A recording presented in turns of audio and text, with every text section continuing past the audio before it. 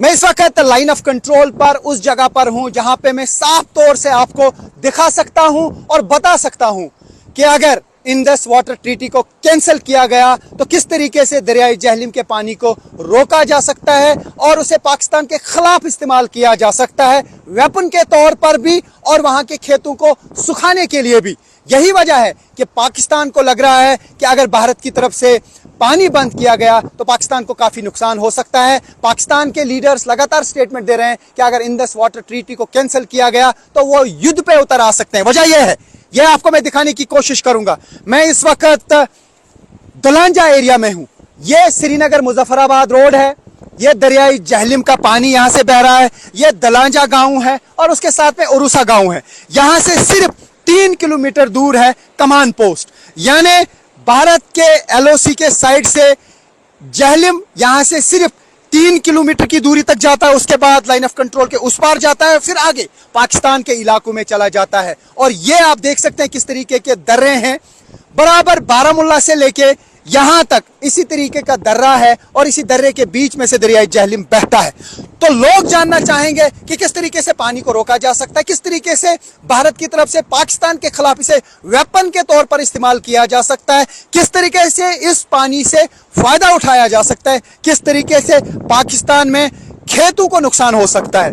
मान लीजिए कि कल को अगर इंडस वाटर ट्रीटी पूरी तरह से कैंसिल हो गई तो यहां पे कहीं पर भी बांध बनाया जा सकता है, गेट बनाया जा सकता है। मान लीजिए कि कमान पोस्ट से आधा किलोमीटर पहले अगर बांध बनाया गया, सबसे पहले मैं बताना चाहूंगा ये जो बॉटम ऑफ द रिवर है वहां से लेकर उस रोड तक तकरीबन 60 से 70 मीटर की ऊंचाई है, यानी कम से कम 30-40 मीटर ऊंचा बांध बनाया जा सकता है, पानी को रोका जा सकता है और तकरीबन ऊड़ी के आगे तक यह पानी जमा हो जाएगा। और अगर इसे वेपन के तौर पर भारत इस्तेमाल करना चाहे तो एकदम से गेट खोला जा सकता है, तो लाइन ऑफ कंट्रोल के उस पार बाढ़ आ सकती है, खेतों को वैसे ही नुकसान पहुंच सकता है।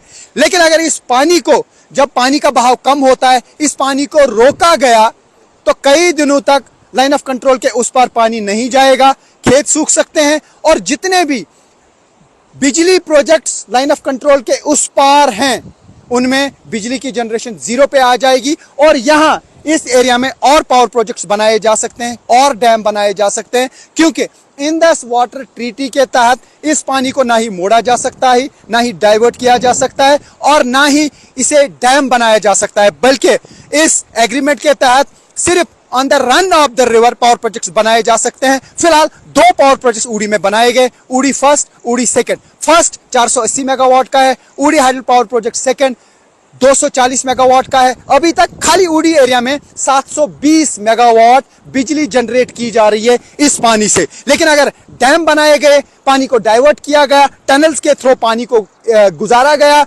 आगे चलाया गया, तो न जाने कितने हजार मेगावाट बिजली और जनरेट हो सकती है। हालांकि इसमें काफी टाइम लग सकता है, 10 साल 20 साल का टाइम लग सकता है। लेकिन अगर अभी से टेंडरिंग प्रोसेस शुरू किया गया तो उससे यहां पर इस पानी को एक तो वेपन के तौर पर इस्तेमाल किया जा सकता है पाकिस्तान के खिलाफ, और दूसरा यहां पर बिजली की पैदावार बहुत ज्यादा बढ़ सकती है। यही वजह है कि पाकिस्तान की तरफ से लगातार धमकियां दी जा रही हैं, लगातार कहा जा रहा है कि अगर पानी रोका गया तो वो युद्ध करने के लिए भी तैयार हो जाएंगे। पाकिस्तान के प्राइम मिनिस्टर ने भी स्टेटमेंट में यही कहा कि अगर इंडस वाटर ट्रीटी को कैंसिल किया गया तो पाकिस्तान युद्ध पे उतर जाएगा, क्योंकि पाकिस्तान को मालूम है कि किस तरीके की डिसएडवांटेज पाकिस्तान के लिए हो सकती है और किस तरीके की एडवांटेज भारत के लिए इस पानी से हो सकती है। यानी यह पानी कभी भी वेपन बन सकता है पाकिस्तान के खिलाफ।